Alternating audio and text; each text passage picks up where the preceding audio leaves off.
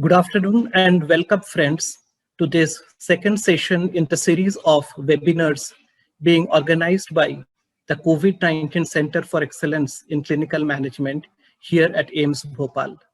I am Debashish Biswas from the Department of Microbiology at AIIMS Bhopal, and it's my privilege to be coordinating this session today afternoon.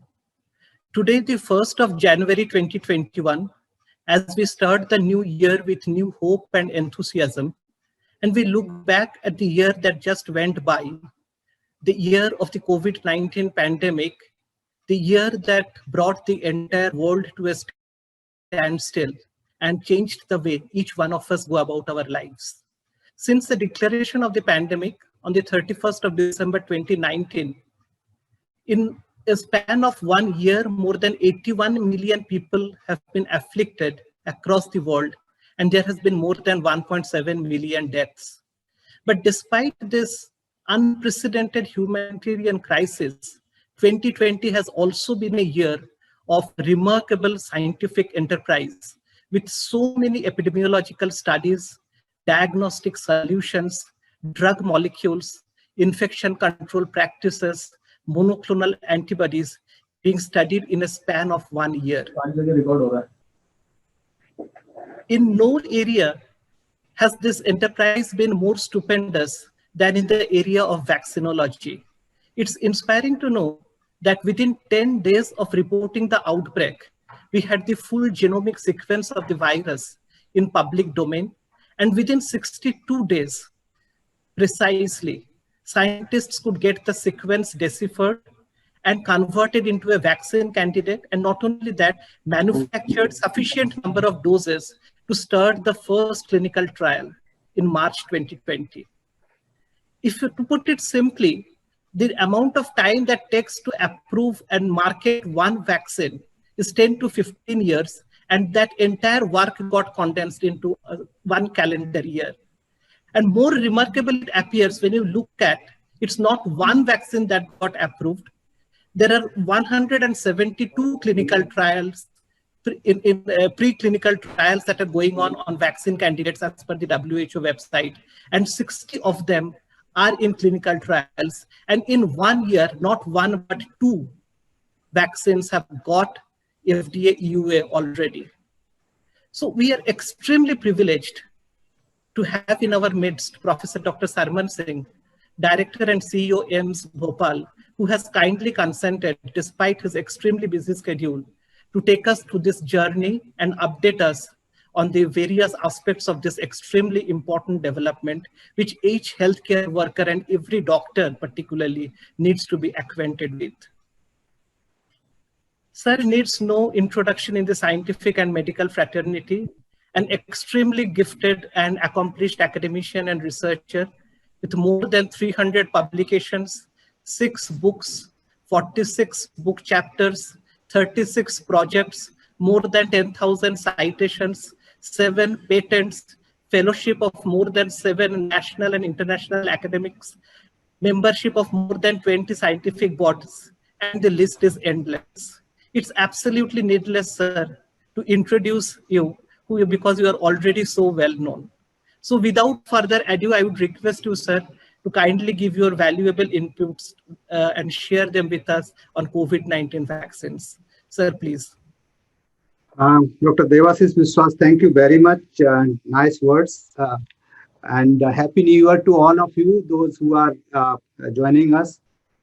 Before that, I would also like to thank the Center for Excellence, Government of India, AIIMS Delhi, and JPIGO, those people involved directly in this series of webinars.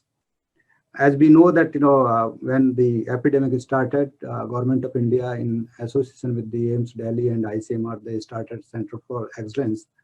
And we are privileged that, AIIMS Bhopal was also one of the Center for Excellence for catering the services to the central part of the country.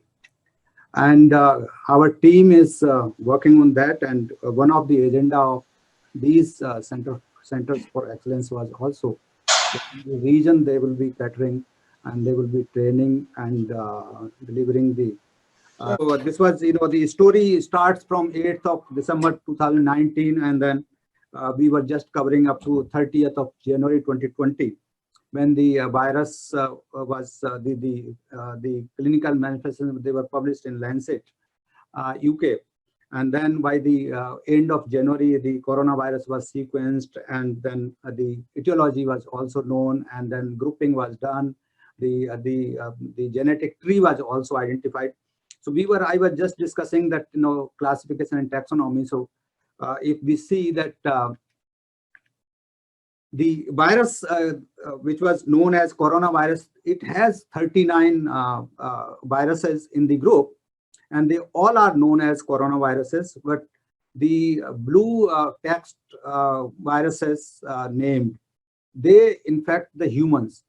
So you can see about 5-6 viruses which are important for humans, but otherwise almost all are having the primary infection in the animals. And that was the reason that, if you see that the tracking of the infection was made, and then it was realized that probably the infection came from the bats. Now coming to the other viruses, other than, here if you see that I showed these viruses, I don't know, these encircled viruses here. So they come into the beta subgroup of the coronaviruses. So these are the 3 coronaviruses, which are mainly, they have impacted the human epidemiology and humans. So one was, of course, the SARS-1, and then MERS, and then, of course, SARS-2. So now if we see the severe respiratory syndrome coronavirus, or what we say SARS coronavirus 1, this is a virus which was identified in 2002 and remained up to 2004.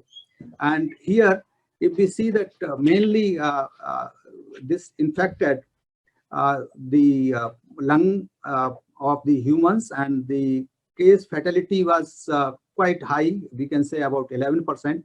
And so far it has infected about 8,500, to be very precise, 8,422. And by the January 2020, when the Corona 2 came, it is also reported by WHO that Corona 1, SARS Corona 1 virus has been declared as eradicated from the world. The another virus was the MERS, or the Middle East Respiratory Syndrome virus, which you saw in the picture. Here also, this is also known as camel flu, or we can say that, Middle East respiratory virus. So this is known as the MERS coronavirus. And this is basically also came from the bats, but the infections occurred in the Middle East, or mainly the Arabian Peninsula. They came from the camels, and that's why it is known as, because most of the infections, they occurred in the Middle East, where the camels are very dense in population. So this was known as Middle East respiratory virus. Fortunately, there were some cases in Gujarat, suspected cases, but fortunately, we could control these, and there was no outbreak. So originally the virus outbreak was noticed in June 2012, and so far about 2,500 cases they have been reported till January 2020, and the fatality is very, very high, even more than the SARS-1, that is about 35%. The infection has gone from Middle East to South Korea and other parts of the Middle East, that is Saudi Arabia. The cases are still going on. Why I am saying, because these two viruses, they have a lot of hue and cry, and WHO was concerned, and many of the, when we talk of the vaccine, because the knowledge we gathered from the SARS-CoV-1 and Corona 1 and the MERS coronavirus, this was utilized by most of these, academia and the companies to prepare the vaccine and to go to genome sequencing and to understand the virus better. Because last 10 years, most of these scientists, they have spent a lot of time, and they were struggling to develop a vaccine or any drug, but unfortunately, there was no drug available for these. And then, of course, we are now talking of the SARS coronavirus 2, which is officially named as mentioned here. The peculiarity of this virus is that spike glycoproteins, which are most important, and these are the glycoproteins which adhere to the ACE2 receptors on the which are available, which are present in most of the somatic as well as other cells, all RBCs, all white blood cells, as well as some of the somatic cells. So these are very and GI tract also, and lungs, of course, they are most dense is receptors. So these are actually the region that why this most of the manifestations or most of the infection takes place in the lungs, because the ACE receptors are most abundant in the lung epithelial cells. So then the glycoprotein becomes very important, and then here if you see in the glycoprotein also there are receptor binding proteins. So these three, you can see the whole molecule is known as spike protein, but this the stem is different, but this cauliflower like structure, this is actually RBDs. So this becomes very, very important to understand, and this is present in all SARS corona 1, MERS corona, as well as peculiar to all the coronaviruses which infect humans. And this is the region that the spike protein, I'm sure that most of you must have heard, because this is being used by the virus in pathogenesis. This is also being used in the diagnosis, and this is also being used to prevent, if at all, through the vaccines, as well as for the therapeutic development. So now this virus, as far as is concerned, again, as I said, that like SARS corona 1 and the MERS coronavirus, this also originated from the animals, and again here also it was a bat, and then it is said that probably the pangolins were the intermediate host, and then but how it came from pangolins to humans, that is the question. But definitely, if you see some of these pictures, you will realize that how this is probable a region that these markets, and if you correlate that the almost all patients, those who were reported in the study of the young, they were from the animal market and around, those who were working in the market, or they were residing around, or they visited these markets, animal meat markets. So that probably suffices to say that probably the pangolin are also one of the very prestigious meat Chinese they use. So they eat everything as we all know, and pangolins are also eaten by most of the Chinese. So it is presumed that probably bat also they eat. So it is said that probably from not directly from bats, but probably the bats they gave this infection to pangolins, and pangolin meat probably that led to and handling and the fomites during the meat preparation or culling these. During these processes, that all the fomites or droplets or the fluid excreted by these animals, this probably led to the first few infections. So that was probably very, very important to understand. And then we need to know before going to the vaccine and how the vaccines are developed, that some of the peculiarities of these, particularly the corona 2, they are otherwise this is common to all, but obviously today we are talking about the corona 2.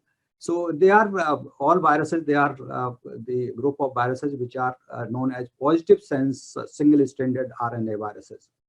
So they means that the positive means that they need not to translated into the messenger RNA from DNA or negative stranded RNA.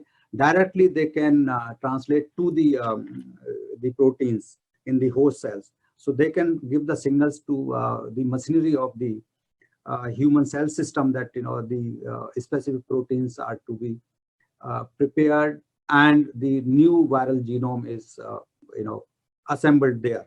So that is the peculiarity of these RNA viruses, and this is done with the help of the RNA-dependent RNA polymerase, because for proteins to form inside the body, the polymerases are very, very important to replicate and to prepare the proteins. So that becomes very, very important, and that is the reason that they have become very peculiar and very fast multiplying. Now, as of today, we know that Dr. Biswas already mentioned, but this is about 1 hour back, this slide. So we know that total cases as of now, we have more than 83 million, and we lost more than 1.82 million globally. And of course, we know that the United States of America is topping this. We are more than 3.4 lakhs of the cases they have died. India is also unfortunately number 2 in terms of the number of cases, but we can say a little bit less than, deaths are less than Brazil. But nevertheless, this is a very painful to explain that, we have lost more than, 1 lakh people in the epidemic of this virus. And of course, these top 5 countries, we can see that, USA, India, Brazil, Russia, and France. No country except some of the islands, every country has been infected with this virus. The good thing is that if you compare, if you remember the case fatality I mentioned about the coronavirus 1 and MERS coronavirus, so there the case fatality was about 11% and 35% respectively. But here it is something, some consolence, we can console ourselves that definitely the case fatality rate is comparatively very, very less. It is less than 2% overall. Now, we know that there was nothing to treat this. There was no pharmacological remedy. There was no preventive vaccine. There were several false claims of by many people. I need not to dwell upon. Everybody knows that it was all media, all television, everywhere. It was, everybody claimed everything on the earth that many people, they had. But definitely most important pharmacological products which were identified, claimed with publications, with clinical trials and endorsement from the highest authority of the countries. They include hydroxyquinoline, favipiravir, ivermectin, and remdesivir, and of course plasma therapy and steroids. We know that except the remdesivir and plasma therapy to some extent and steroids, none of these drug is finally found to be effective. And even if we see that remdesivir is also used or useful only in the moderate type of cases, none in the severe cases. You can have various molecules or biomolecules to settle the cytokine storm, but basically if we see none of these drug is found to be so effective.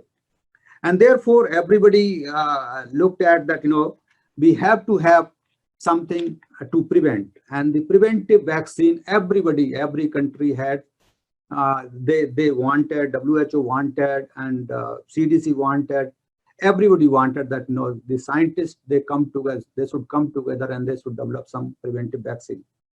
And definitely with that hope that the WHO, Gavi, and CEP, they all three joined hands and they formed rather established one consortium, what we know COVAX. And so we know that as per the information available, more than 152 laboratories, they are working on the vaccine development, and the various stages, various vaccines are in use. Now here these are the 7 vaccines. They have been authorized or approved vaccines as of today. I'm sure that everybody knows that today only WHO has also approved the Pfizer vaccine, but otherwise the country specific or FDA specific, these are the approvals which have been given by specific countries. So the names of these vaccines you can see on the left side. These are the 7 vaccines which have been approved for use in emergency use. One is obviously the topmost is Pfizer, which is not only Pfizer alone, but it is having collaboration and network with one German company and one Brazilian company and other companies also. Similarly, there is a Moderna vaccine which is also having National Institute of Allergy and Infectious Dr. Fauci works there, and then BARDA. So these are the 2 most important vaccines we can say. And then we know that 3 vaccines, if you see, they are from China. No much details are available on these vaccines, but definitely these 3 vaccines and 2 vaccines from China, Russia, they are the one. And in addition to these 2 vaccines which are made in USA. There are anecdotal reports, if you see the literature from China, that China is using their own vaccines, particularly the Wuhan Institute. They prepared their inactivated vaccine, they inactivated the virus, and they are using their own vaccine from June itself.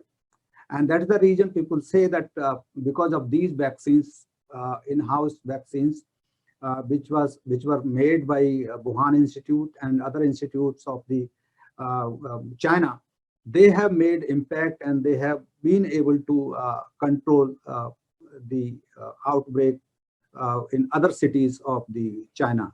So their epidemic remained concentrated only in few cities of the province of the China.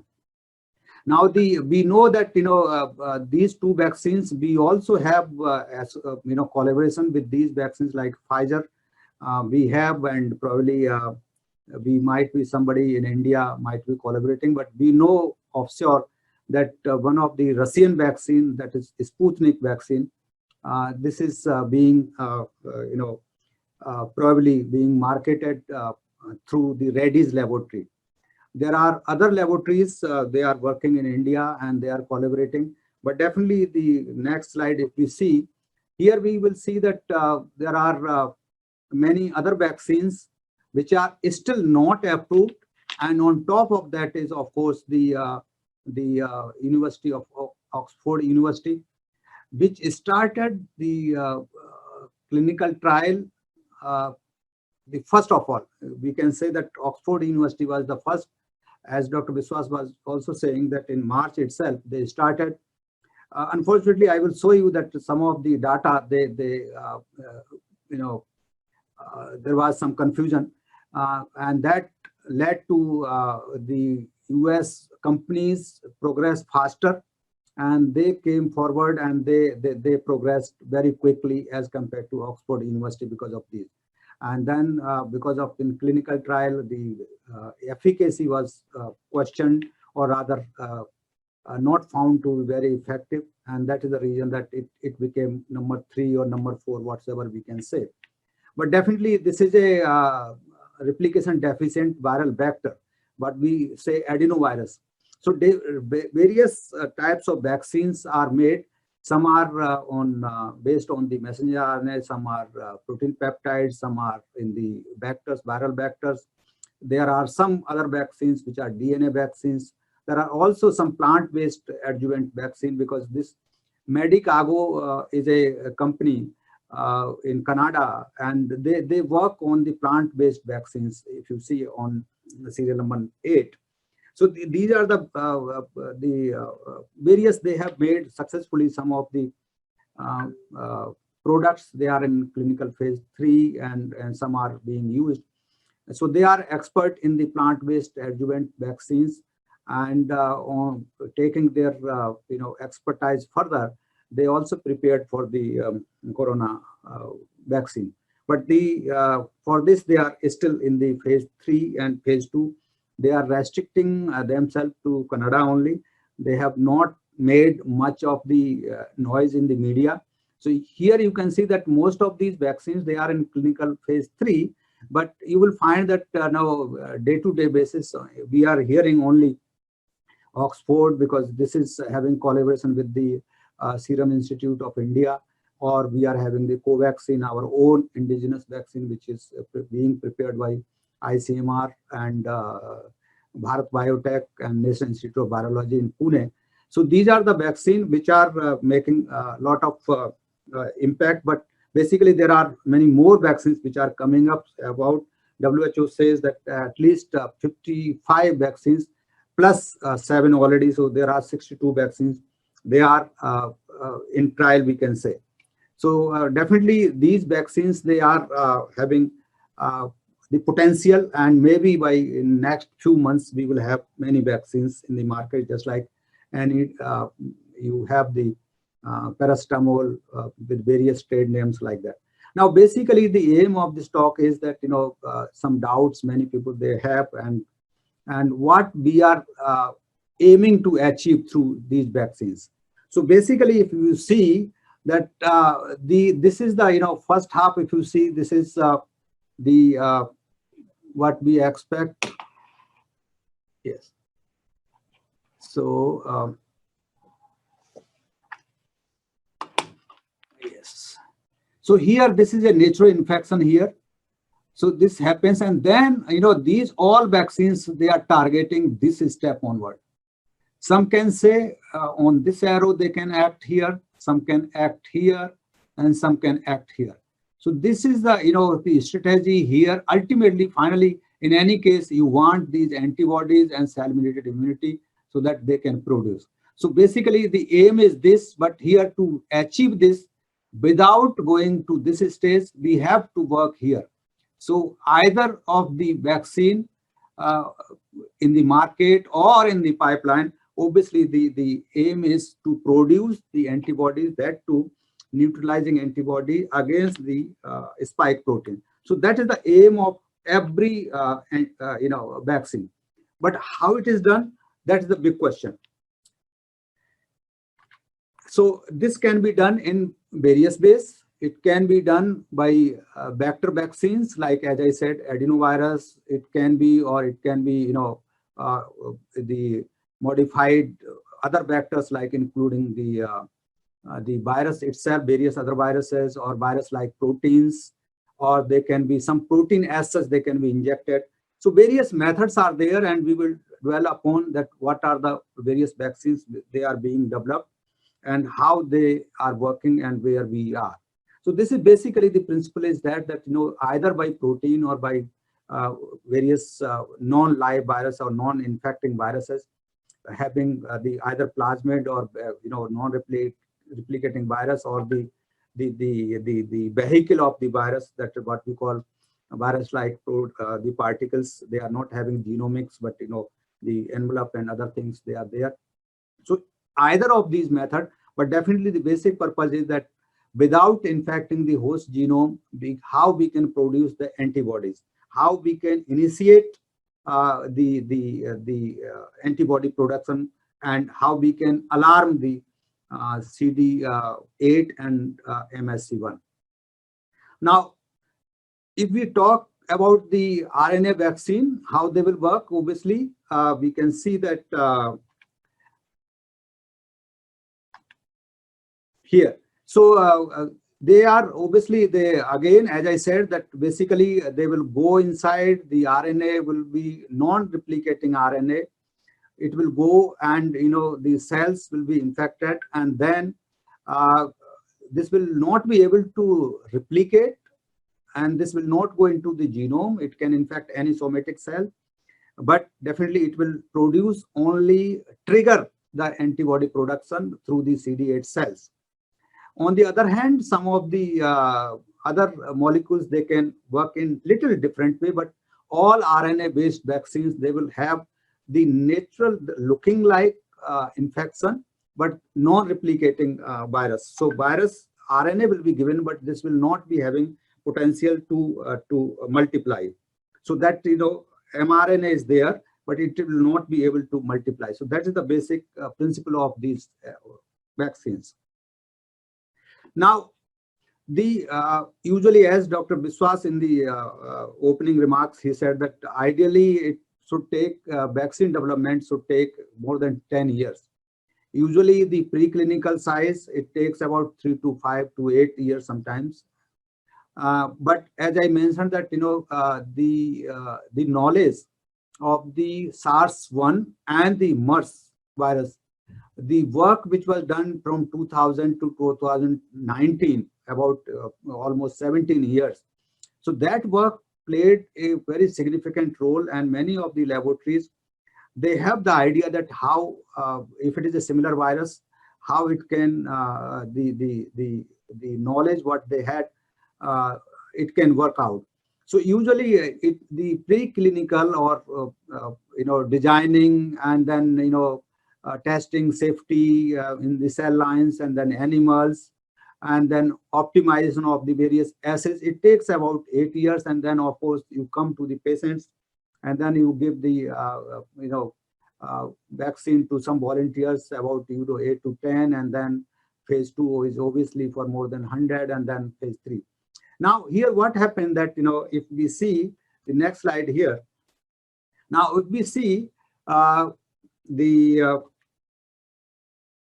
here, if we see that, here, this is the, normal, what will happen, as I mentioned in earlier slide, and what happened in the SARS-CoV-2 vaccine. So the whole about 8 years work, which is usually required, it was completed in 6 to 9 months. And why?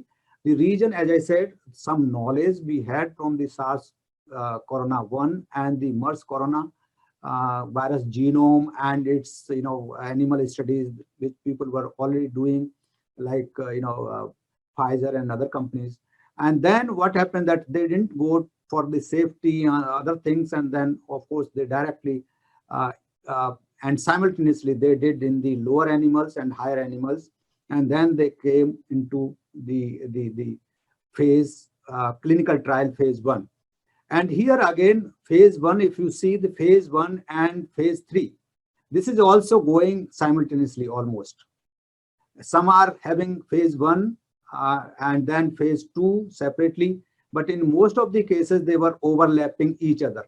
So some were having about 20, 25 patients, volunteers, sorry, and then some were having about 100. So, not necessarily that, the safety studies and other studies, they were required. They concluded everything on, kind of, we can say, clinical phase 1 or phase 2.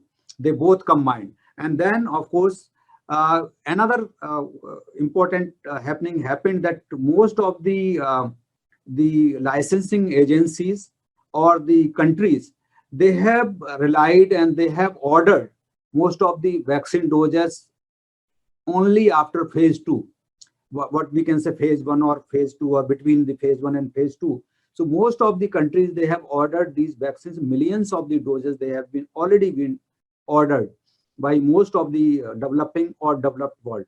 So definitely phase 3, we can say truly, if we see, the phase 3 will be ideally, except these 3 vaccines, which we can say that Moderna, Pfizer, and Oxford University.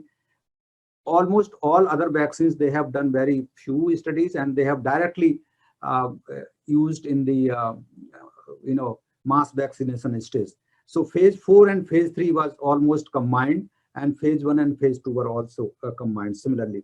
So the ideal work which should have been done in about 3 years, this was compiled, compressed to only few months only. So in months rather than years. So that made a lot of difference in that, and that the reason that many times this shortening of the span of time, this is considered to be, very useful and breakthrough in the scientific knowledge, but also for the general public, people are also little, apprehensive that, everything which should have been done in 10 to 12 years, this has been done in 10 to 12 months. So almost you can see about a log difference. So that is definitely one thing, but definitely I will discuss the details that how we can say that what is good and what is not good. Yes. So now this is another thing I would like to say, that there is also a international divide here. When we see, if you see the literature, very interesting data. When I was preparing this talk, I found that UK has relied most of its publications in the Lancet, and the Moderna and Pfizer, they are relying more, or rather they are publishing most of their slides in NEJM. So that is also very peculiar from this study. This has come to fore. So here, this study, here we see that this study was again, various studies, they have been published in Lancet, and this is a recent study which came out only last, December month. So here, if we see the efficacy here, efficacy as we see, this is the limiting factor. And here, when we are saying the SD and LD, SD means standard dose and LD means low dose. So low dose means single dose, because ideally there are two doses they have to be given. So some of the data, this was a very peculiar, that in Africa and Brazil and UK, these three countries, they participated in this study, and they thought that the idea was that all the findings, they will be published together. But every country, they started publishing on their own, and some of the countries, they published the efficacy even after single dose. So that became a lot of confusion, and this was a difference that Oxford University data and the Pfizer and Moderna data made a lot of difference, because the initial confusion, the company which was first to start or to the phase 1 clinical trial lagged behind because of the organized clinical trial. So this is also a message for all those who are part of this audience, and especially our clinical colleagues, that sometimes if you become too much optimistic and you start publishing the immature data, sometimes this may lead to total chaotic situation. So I am again saying that the low dose data was published, which was found to be very not very good, about 60%. But very interestingly, when the UK data was published, then even after the standard dose, there was no much difference. So people started saying that if the single dose is also having the same effect, and the double dose is also having the effect, then there is something wrong in the vaccine. So that was the question people started asking. Now, as I was saying that in this is the left side. If you see in the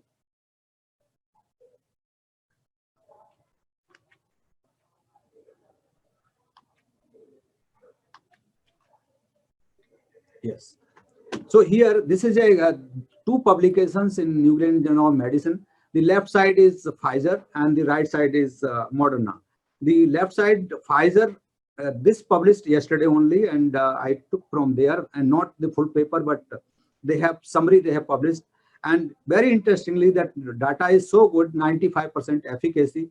And that's the reason that probably because after the publication of this data in NEJM yesterday itself, WHO decided, and today they have notified that Pfizer, the first vaccine WHO has endorsed ever, because other vaccines, whether Pfizer or Moderna, they were approved by countries or FDA, but not by WHO. So today they have notified that Pfizer vaccine has been notified as approved by WHO.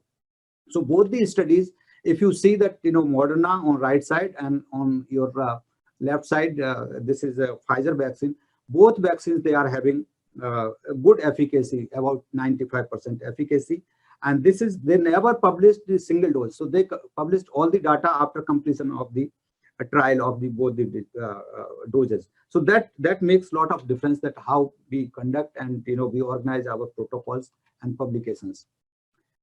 Now, the question is that the vaccine which we have, that Oxford University vaccine is adenovirus vector vaccine, and the Moderna and Pfizer both are mRNA vaccines.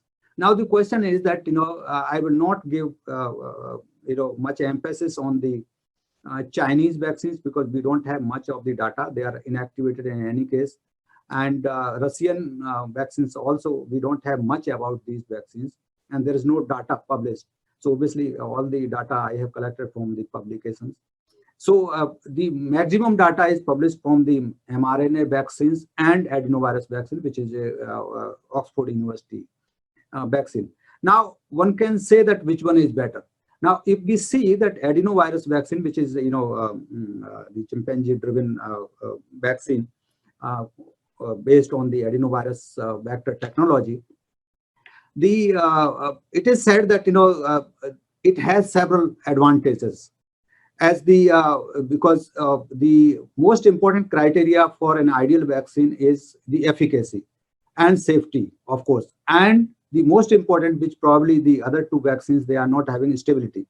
So here the stability is best in the adenoviruses. Then obviously the second point is that adenovirus driven vaccines, they can infect a wide range of both actively dividing as well as post-mitotic, means somatic cells, also mammalian cells. So that is also another important. The third point is transgene expression is usually robust. So means expression of the protein, what we were talking, that once you give the RNA, here in this case, RNA is given into the adenovirus. So it is, the gene are combined. So it will be cleaved and then it will act as a independent mRNA inside the cell, not outside, but inside the cell. So here, in any case, so the spike protein will be expressed in a better manner. Then, of course, the integration, chances of integration are almost nil because we are not having the machinery in the adenovirus-driven vaccine. So these are some of the advantages. But another advantage is that unlike mRNA, because mRNA are very unstable, so they cannot be given through mucosa or through skin or other injectable forms. They can be given only intramuscularly. But here they can be given intranasally or orally also. So that is also another advantage. Then coming to the vaccines, so which are driven by adenoviruses, we have some examples, like people are trying using the various mainly for cancer, mainly for the other viruses, like including the HIV, rabies virus, dengue virus, Ebola, SARS, Corona, as I said, the one, of course, not this one, and then hepatitis B and C. So various viruses, they have been being tried, but most of these studies, they are still in the clinical phase 1 or phase 2. No vaccine has gone to phase 3, adenovirus-driven vaccine, except this one, the Oxford University vaccine. And then coming to the mRNA vaccines, obviously they have this is a technology-driven invention, we can say. So these are the mRNA vaccines. They obviously the translational work or the protein expression is much better than these, but of course they require GMP,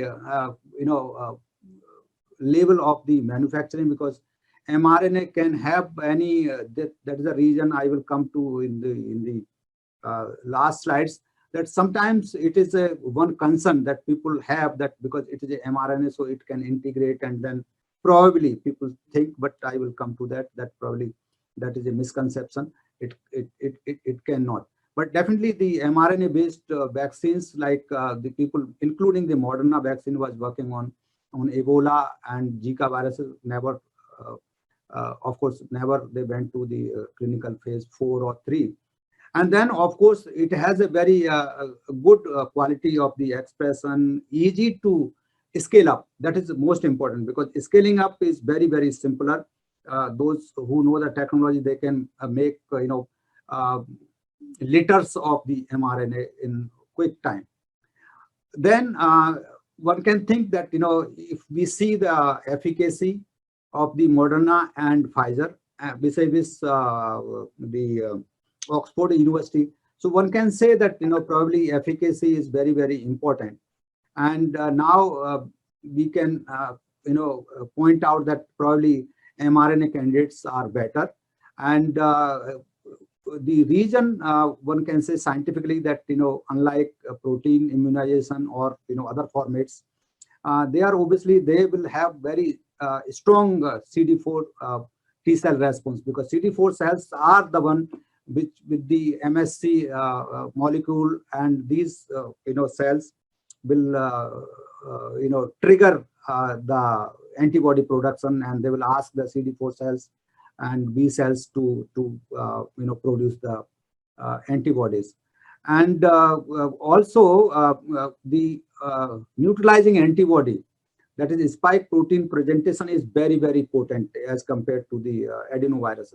So that is very, very strong point, and that is the reason that these vaccines are having probably better future.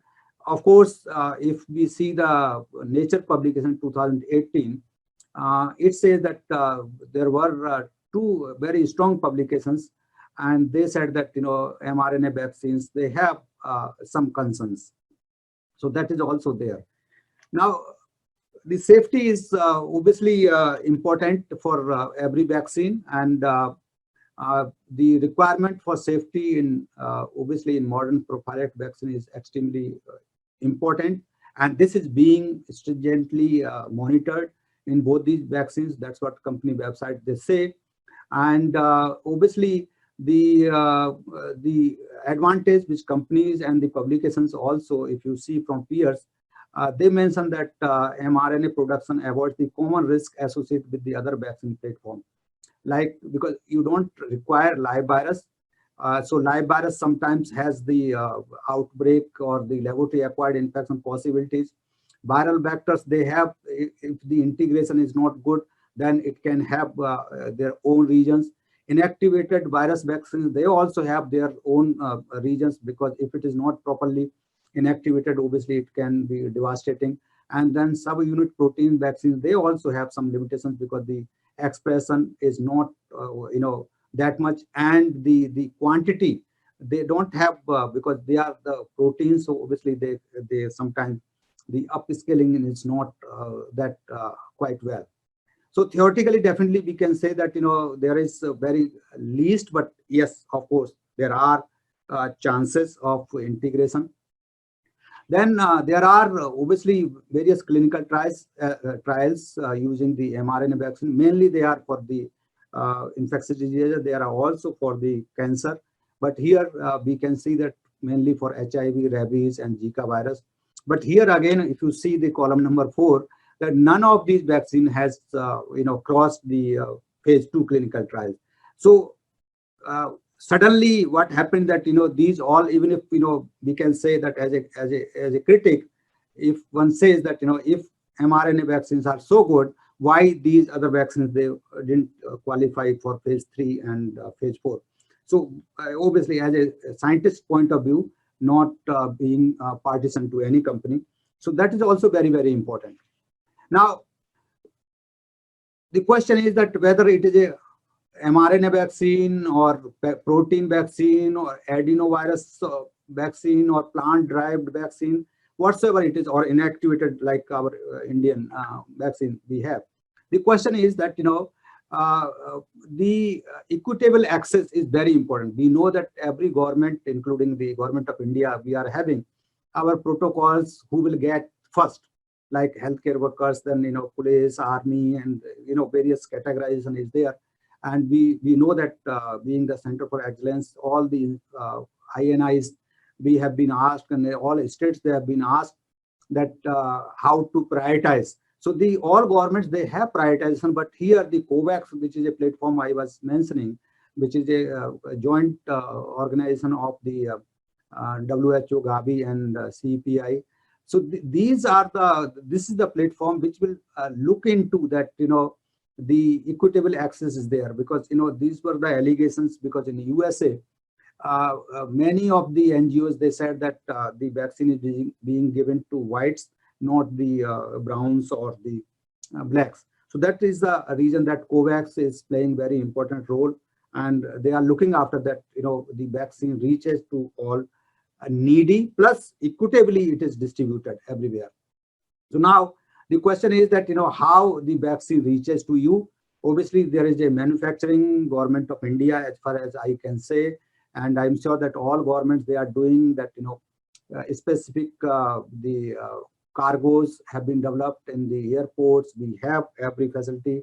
The vehicles are driven, and we have the cold room chains, and they are there. So everything is in place. The manufacturing and storage is most important. I will come my next slide. So here is the slide. Probably this might be very important for government, and which I am sure that today government is already working on that, and maybe we might hear that what they have decided, which vaccine they are going to take, to rather allow DCGI if allowed. Now the question is that, if we compare these Sputnik, then Pfizer, Moderna, and Oxford, then we see here very important point. Even though the Oxford University vaccine is having very less potential as compared to the Moderna and Pfizer, 62 versus 95%. But if you see the cost and the storage condition, obviously this is very, very affordable temperature. So, and cost is also very, very important. So this will have probably, we don't know, government will decide, and the probably technical committee is meeting today, and for the approval and which vaccine will be approved. But definitely these are the factors which will also be looked into, because the Pfizer vaccine requires -70. Though in India, the government is capable, the system is capable, we can do, but definitely if given a choice, equal, efficacy is there. One would definitely like to have the cheaper and easy to store vaccine. So this obviously, we have to look into that which vaccine will be taken forward. The Sputnik vaccine is being, probably marketed by Reddy's, and the Oxford by Serum Institute of India. We don't have probably any Indian collaborator for Moderna and Pfizer so far, but definitely very soon, probably some company will come forward. Now, the vaccine part is there, but it is also important. Many people, they have highlighted that, there is a huge paraphernalia and infrastructure which will be required for the waste management, because there will be so many syringes, there will be so many other things how to discard.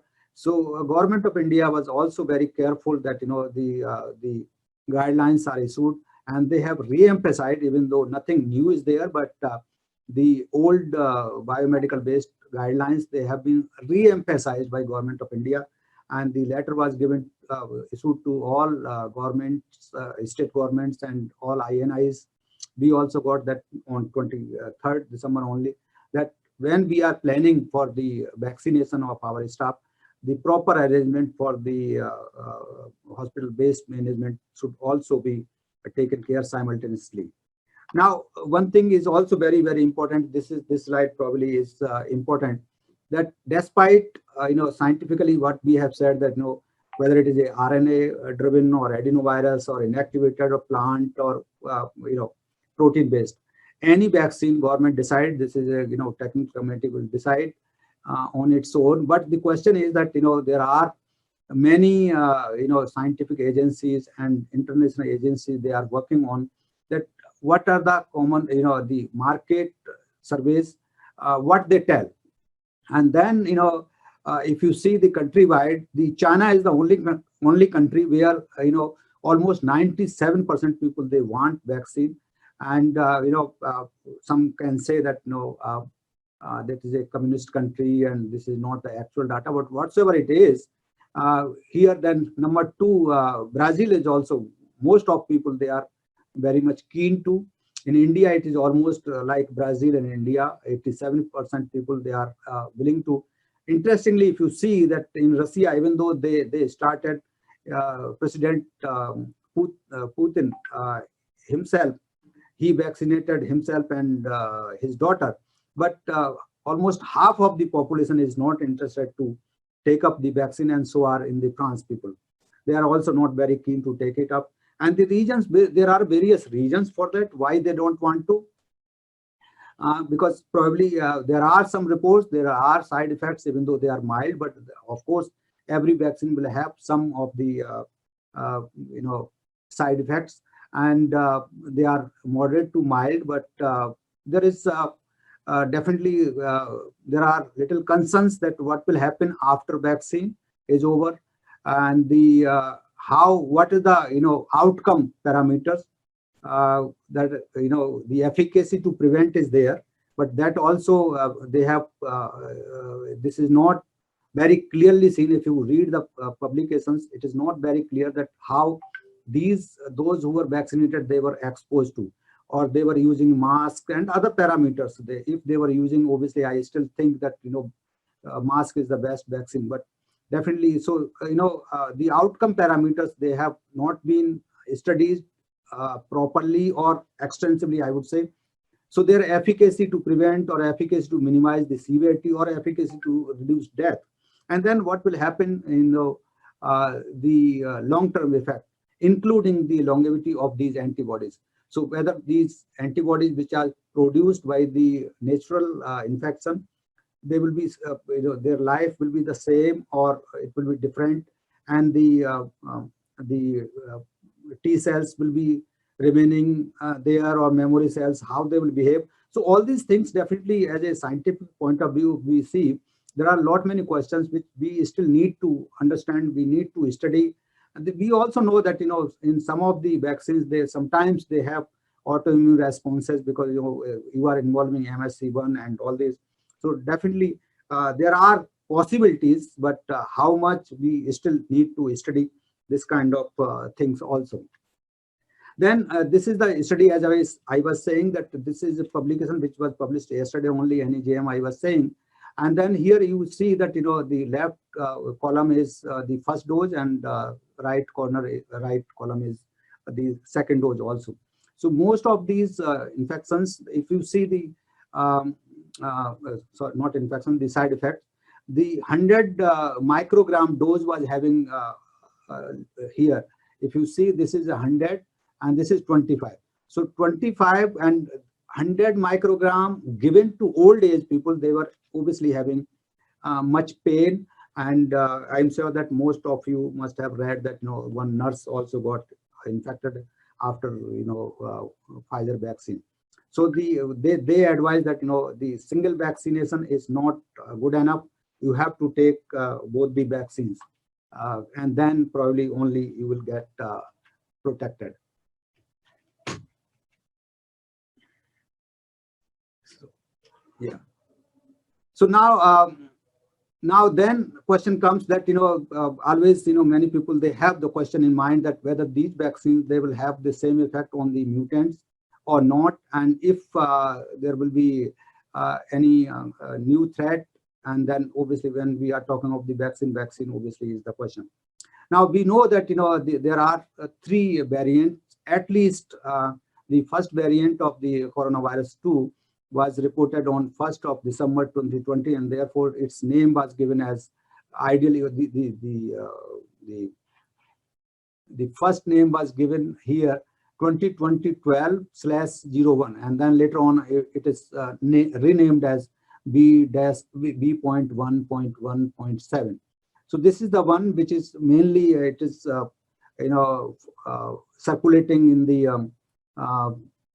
almost whole of the UK, and then obviously it has reached to India and China also. Now it reached to Canada and African countries, Brazil, and other parts also. So it is very fast moving, and it is obviously having more than 60 to 70% higher the transmissibility. There is another mutant which is circulating in the South Africa, which is again 501. This is also known as 501, but this is 501Y-I.V2, so variant 2. So this is one, and then third one is moving into the Nigeria. So these are the 3 mutants, but they are having some difference from each other.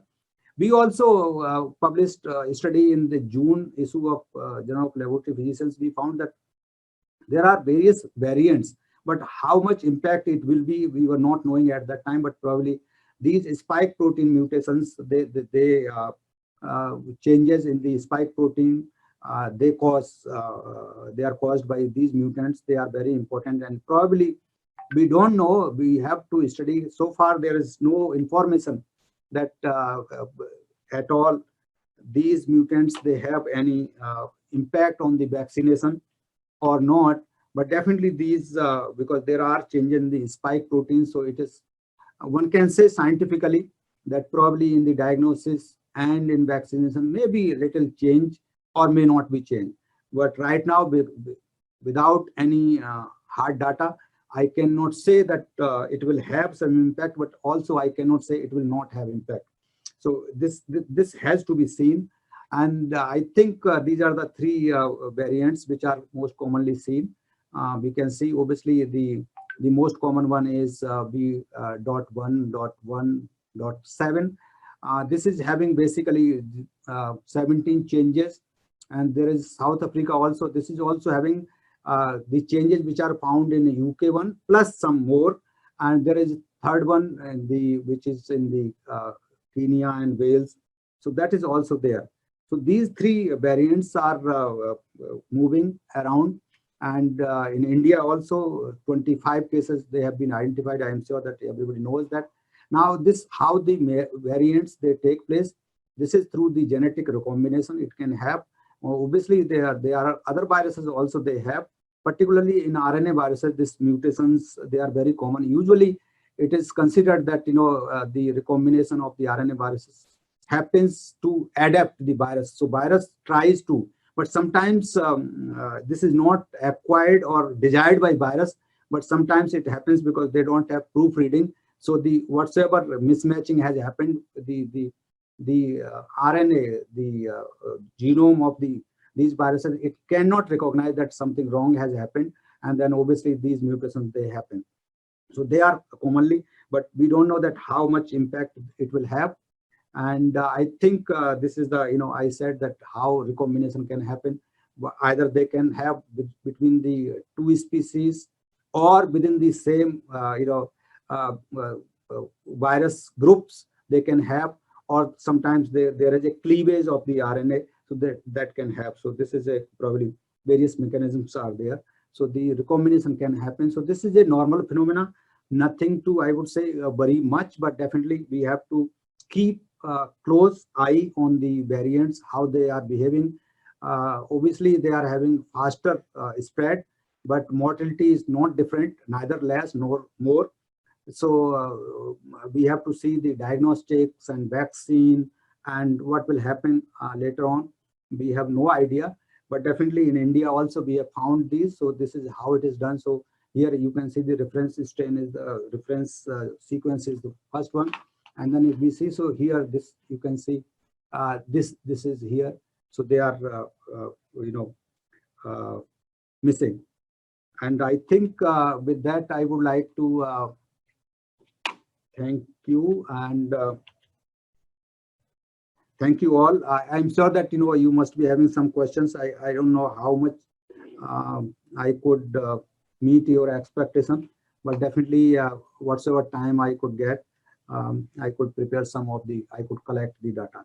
So over to you, Dr. Biswas. I'm sure that Dr.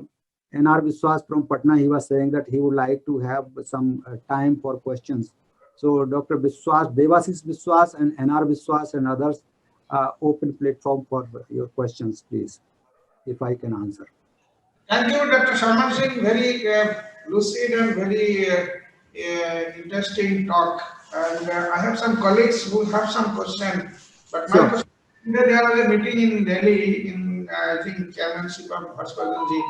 I want to know what is their outcome of that meeting, if you know. And I request Dr. Shantanu Tripathi, who is your professor of clinical pharmacology, he will ask some questions to you. Please.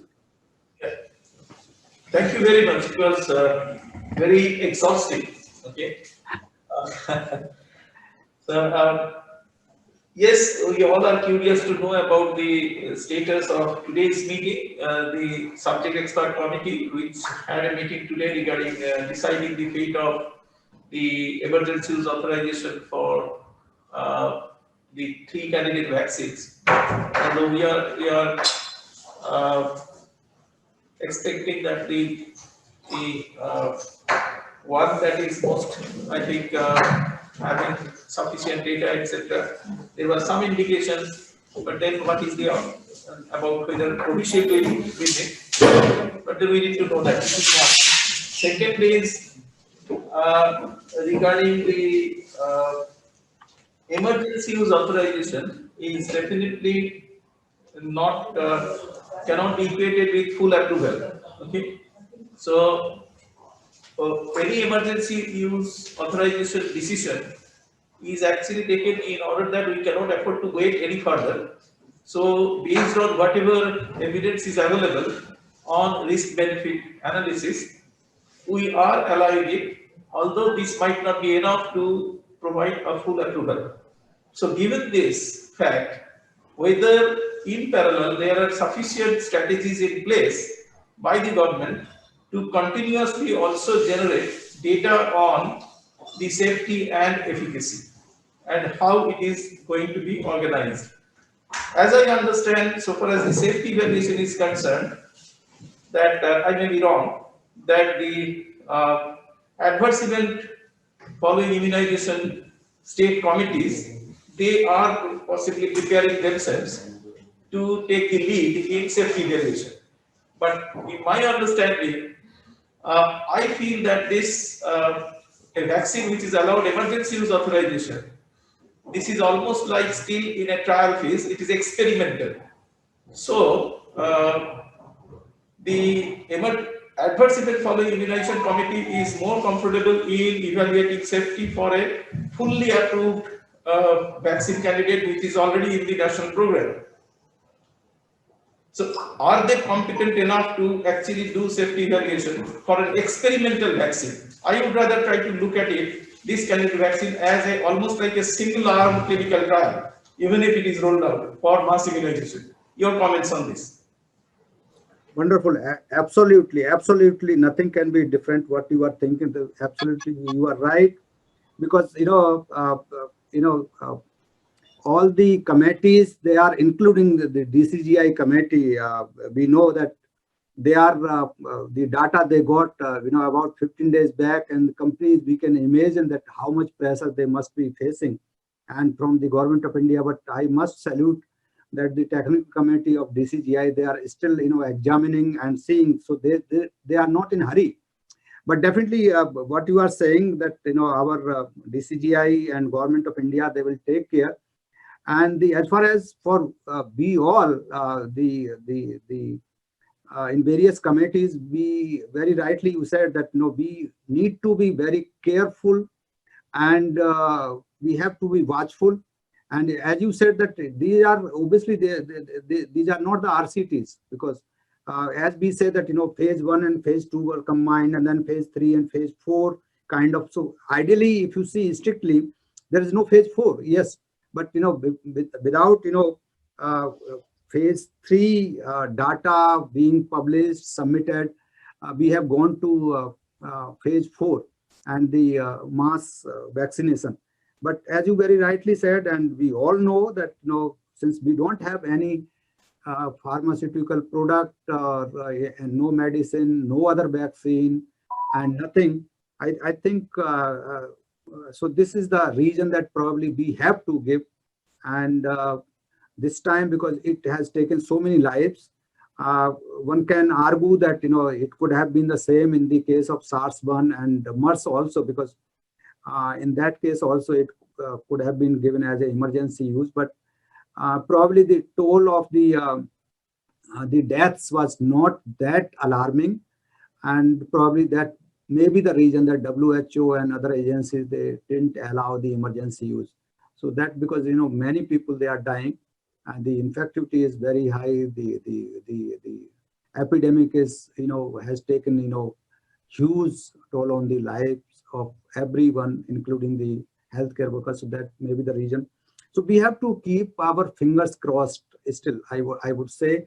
As we said, sometimes I underline that I should not be taken as a critic, but earlier we started with the SCQ, we started other medicines, and everybody said that, no, wow, this is wonderful, this is wonderful. Then ultimately we found out that probably everything has to. So I always say that, if given a choice, I would always say that the mask and the physical distancing, hand hygiene, these three things are, I think, the most important.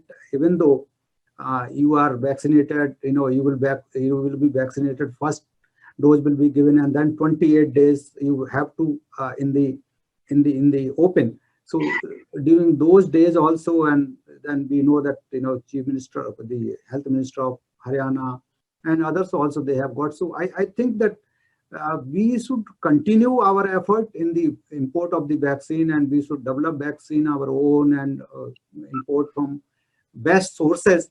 But we should not forget, and we cannot afford to be complacent on the standard measures to prevent the infection. Anyone to ask any particular question? Yes. Yeah, that brings your last observation also brings to another area, that is regarding the efficacy. So I was really, I appreciated that you have gone through most of the reports, but then you agree, I suppose, that the different candidate vaccine trials, the efficacy endpoints are different really.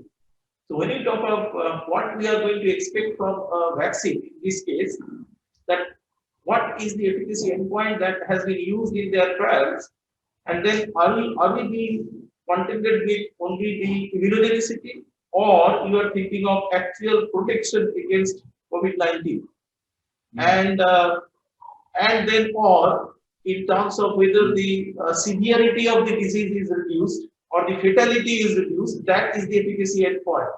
So they are different really.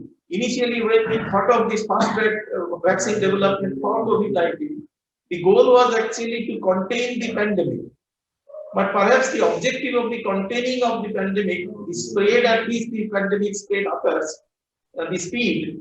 So that is already to a certain extent has been controlled. Now, under such situation, the vaccine that we are putting in place, going to roll out, so are we going to really assess their efficacy? In how many cases they are given the protection from getting infected, or even if I am infected, I am actually milder infection, I am not getting into severe infection, or I am not going to die. So your comments on that regarding efficacy. What do we mean by efficacy in this case? Yeah, you are very, very right, because these are the questions the whole world is asking. And if you read the NEJM papers and the Lancet papers, most of these studies, the Oxford University, they used only adults and not the the old age people. And in these Moderna and Pfizer, they use some different groups. And in all cases, they used the healthy cases only. And now again, as you said, and I also mentioned in one of the slides, but in a modest way, because I am not only professor, but obviously holding the position, administrative position, so I cannot go beyond that limit. But obviously you can say whatsoever, because I used to say as a professor, you have liberty. But definitely these are the things which we need to be considered. And I am sure that the technical committees in India, we will look into, but you can also appreciate that pressures, every government, whole world, every government from their public, they are having, that is also pressurizing them how early they can use these. But definitely, if you see as a critic, definitely there are many gray areas in all the vaccines, irrespective. So I am not being partisan to this vaccine or that vaccine, but as such, these vaccines, they have their own limitations, and the what outcome, again I am emphasizing what you also said in my slide also, I put forward that what outcome we are looking for. So we and what challenge we are giving. So in the previous question was also related to that whether we expose these patients, what was the second arm? So this is a probably single arm thing. So the second person, like, if you compare the healthy healthcare givers or those who are going to COVID wards or those who are not going into, so what are the various confounding factors they are there which we do in normal situation when we are evaluating the vaccines? We know that we huge list of confounding factors we exclude and include, but not those kind of confounding factors, they have been taken care in. Last week it's question about the access. You mentioned about access. The government is trying to, in the first phase, trying to cover some 30 crore people. But assuming that, say for instance, my age is 45 and I have no comorbidity, but I have equal right to get a vaccine when the vaccine is there in the country. So tomorrow itself, if it is rolled out today, tomorrow I say I have the right to get the vaccine. Where is the solution? This is the great. I think this is the greatest question, and I think for that reason, to handle all this kind of question, COVAX is the WHO initiative, and that probably they are looking into, and that's the reason that the question of right and that it came, and that's why some of the NGOs who are representing blacks in USA, they wrote these, and that is the reason that the WHO thought for globally equitable access. This word was coined by WHO only after these activists approach to. So I think your question is very valid, but probably I am not the right person to answer it. Probably somebody might go to courts or something like that, but definitely there is a prioritization as of now. Government of India and other governments, they have that obviously if the example which you gave, that this person will be last. Dr. Sharma, when the word quote comes into your last sentence, and you have at length discussed about the efficacy and safety, but you see, still something happened, and I have found some reports also in some country after vaccination there is death. Of course, it is correlated or not, it is due to vaccine or due to some other reason. Because Nandini from our birth and else you is there, she is on vacation, and also listening your lecture, and naturally she will take, because of legal person, she is not teaching in Dehradun as an assistant professor. If something happened, and if there is link, how to tackle that problem? It's a very big question. It's really a question. Okay. I think you are very right, because these are some of the questions which probably not easy to answer, and I think probably you are also on some of the position, and I am also in some position to avoid this kind of answers. Maybe Dr. Biswas, he is free. I will make him, he can give this answer, but probably I am occupying the chair and you are also occupying the chair. Just listen my question. I just have a small question, sir. Your discussion and your various insights into this particular pandemic which is happening, and coming from a background of law and coming from a generation which we are actually getting used to such a pandemic, there is this one idea about the social legal issue.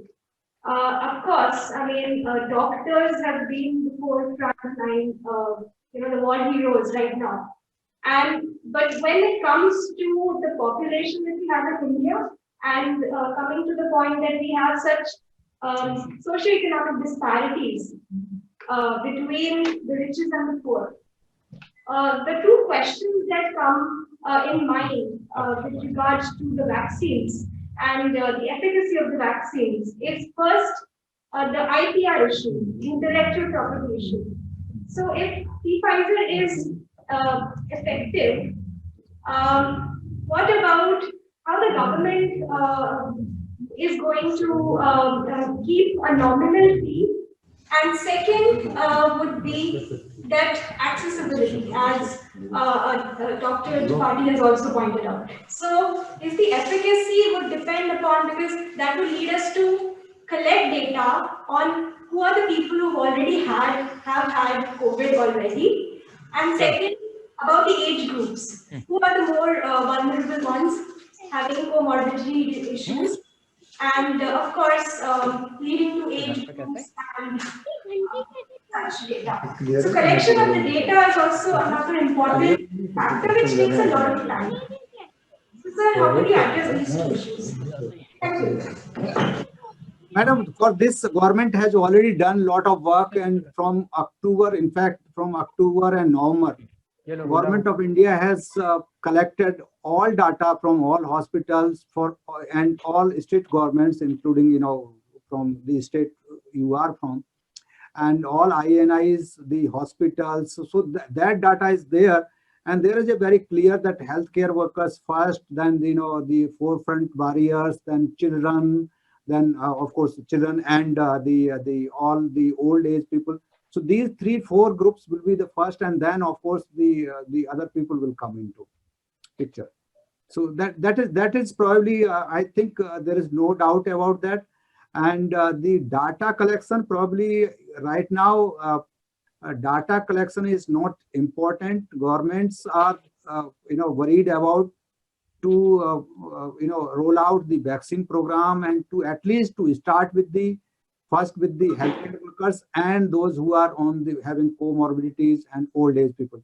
So these 3 groups, I think they are on top priority of government, and then slowly then they will teachers, school, and other people, and then of course the normal population. So probably a normal, healthy, young adult might get vaccine at the end of 2021 or maybe 2022.